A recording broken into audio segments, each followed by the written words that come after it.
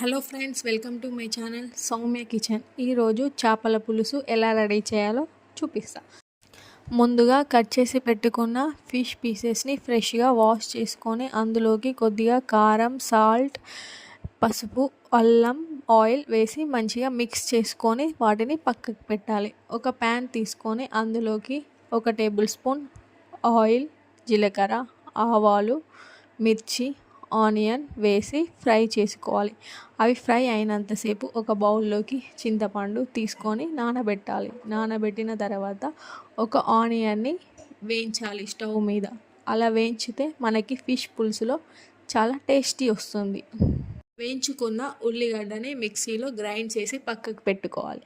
Onion, మిర్చి fry అయిన తర్వాత అందులోకి కొద్దిగా పసుపు, అల్లం వేసిన తర్వాత మనం మిక్స్ చేసుకున్న ఫిష్ పీసెస్ని అందులో వేసి కాసేపు ఫ్రై చేయండి. అయిన తర్వాత అందులోకి మనం నానబెట్టుకున్న చింతపండు, గ్రైండ్ చేసుకున్న ఉల్లిగడ్డని వేయాలి. మనం గ్రైండ్ చేసుకున్న ఉల్లిగడ్డను అందులో వేసి కాసేపు మరగనివ్వండి. మరిగిన తర్వాత అందులోకి కొద్దిగా కొత్తిమీర వేయాలి. వేసిన తర్వాత మనకి చేపల పులుసు రెడీ. మీరు కూడా ట్రై చేసి టేస్ట్ చేయండి.